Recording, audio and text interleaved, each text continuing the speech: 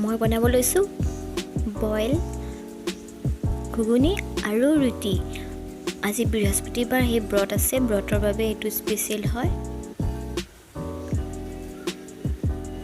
প্ৰথমতে বইল কৰি ল'লোঁ কাবুলী বুটখিনি।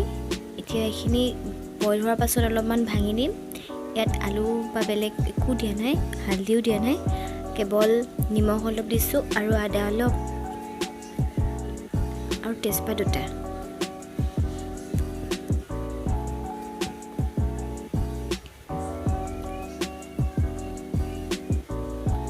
এতিয়া আটাৰ বাবে আটা লৈছোঁ আৰু ইয়াত অলপ ঘি দিছোঁ। ঘি দিলে খাই ভাল লাগে।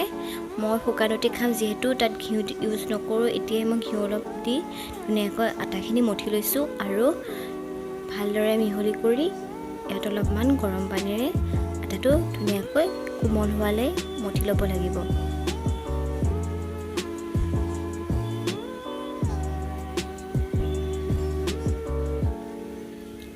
এয়া ৰেডি হৈ গৈছে মোৰ আটাৰ বাবে, ৰুটিৰ বাবে আটাটো।